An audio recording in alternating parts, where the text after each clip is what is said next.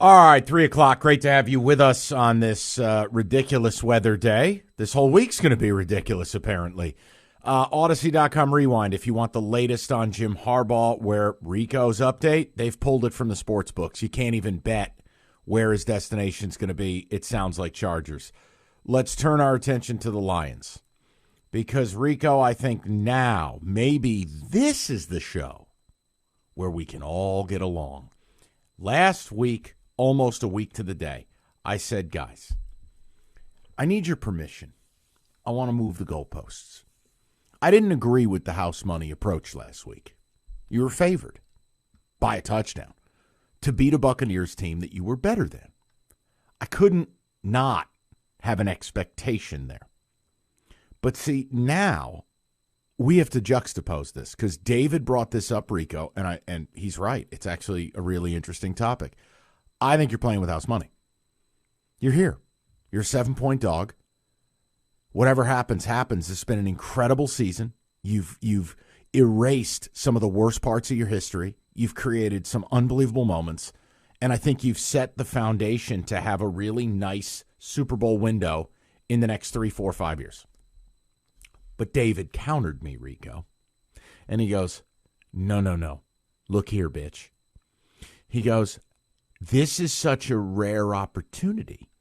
You can't say it's house money because you may never get here again. And I said, David, I don't appreciate you calling me a bitch.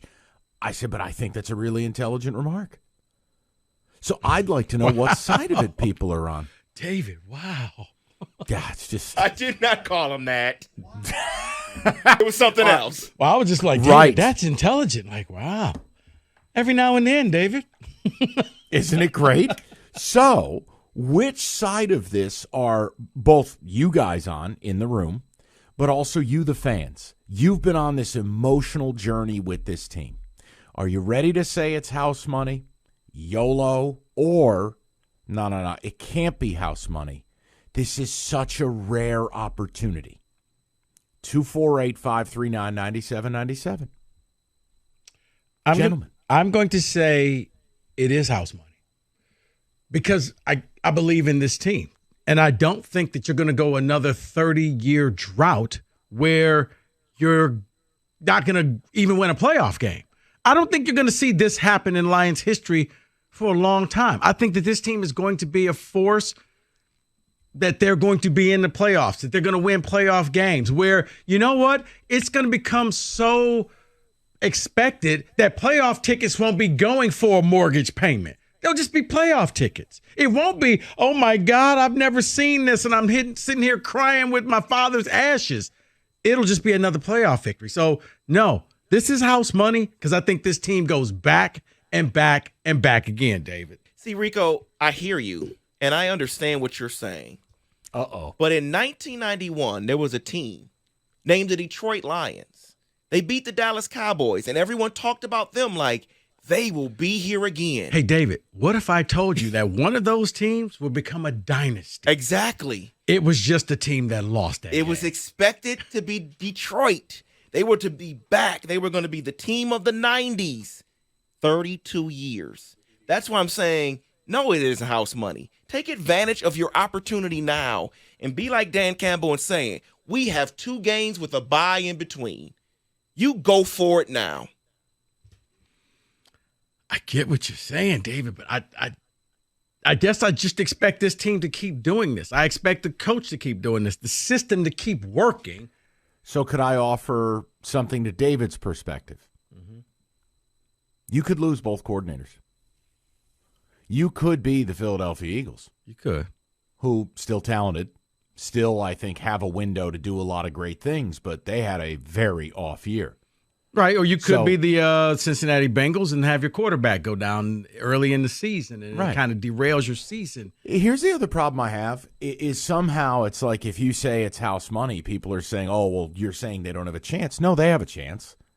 But house money is about your expectation of victory is out the window, that the anger with a loss is out the window, that you're accepting of whatever happens because you've arrived at a point that you did not expect to be at. That's what house money means to me. What I don't want to do is, literally have to take a weed whacker out and start arguing with people. No one is saying they don't have a chance. I'm just saying I won't be mad if they lose, that I won't feel like they fell short of max capacity.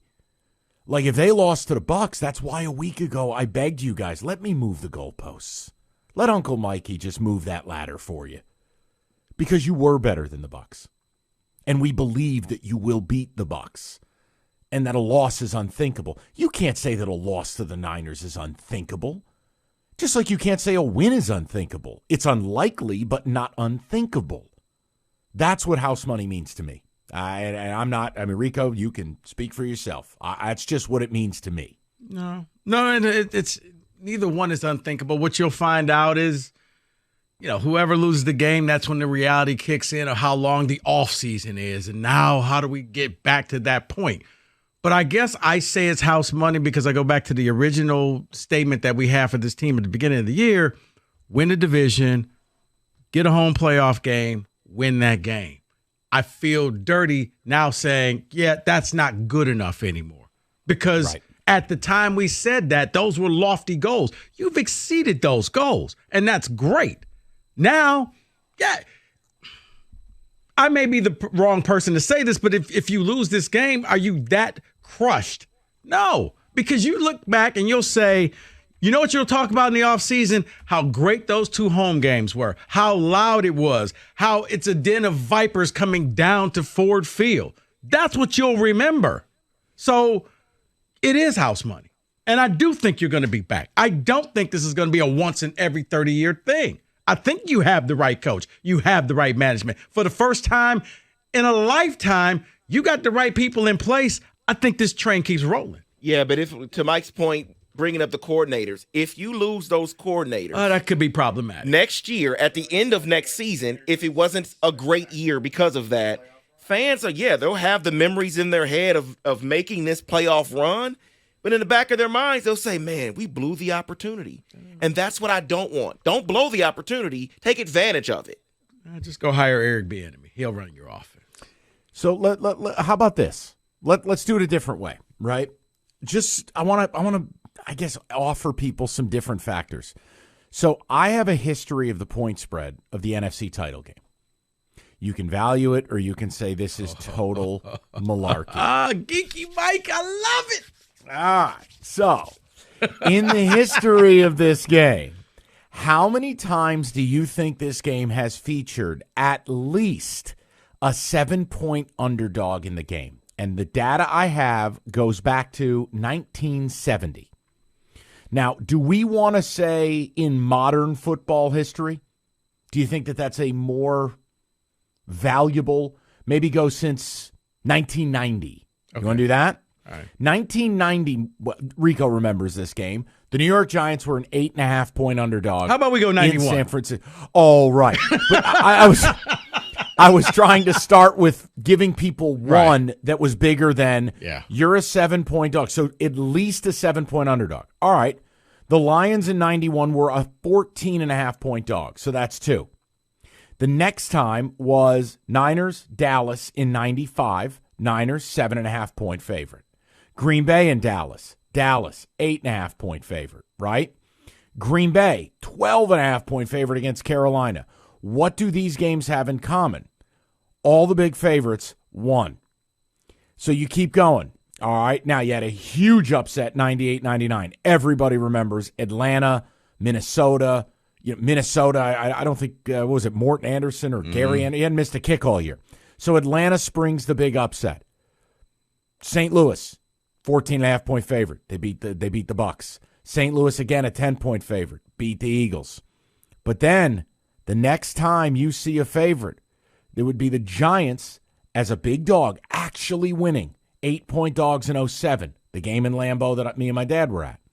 Then you go another several years, basically a decade, until you get to Seattle as an 8.5-point favorite, but they won in overtime. You got to then go 7.5 points. San Francisco dropped a bomb on Green Bay. Remember the game they got up just 28-0, it was over? Mm-hmm. The point I'm making is not only is it kind of rare to have the big spread, It's exceedingly rare for the underdog to win. Now, I'm not saying they don't play close. I'm not saying the games are all rickrolls, but it's exceedingly rare. You're talking about in the last 20 years of football, the only big dog that has won an NFC title game. The New York Giants back in 07, 08. And you'd have to go before that. It would be the Atlanta Falcons, 98, 99. That's it. So why do I do that? Why did we do this laborious exercise? Because it's why I believe house money is appropriate. Because what you're trying to do is just delete a massive historical trend that is against you. Now, you want to say that has nothing to do with these 53 players, this coach, this team, this moment? Cool. But I'm trying to give you the whole picture, and you tell me how you're approaching it. I'm with Rico on this. This is house money. I love when it goes geeky, David. I mean, I don't know about anybody else, Mike. I enjoyed that last 5 minutes. I'm sitting here taking notes like I'm in class. Like, okay, and then, oh, wow, I remembered that. Okay. But you understand why I did. I do, yeah. I mean, it's kind of like it's a reality check to what you're asking this team to do. Right. I know it's Detroit versus everybody, and nobody believes in us, but yeah, when you see that point spread, as you like to say, Vegas ain't handing out free meals. And they're saying, yeah, good run, but we don't think it's going to happen. As a matter of fact, even in the event that you do, we don't favor you in any game. If you played any of the remaining three teams, you're not favored in any game. Which is a very good place to be from a mentality standpoint because the pressure's off. Mm-hmm. So we'll get to the people. 248-539-9797. If you value it, you value it. If you don't, you don't. Doesn't matter to me. 97.1.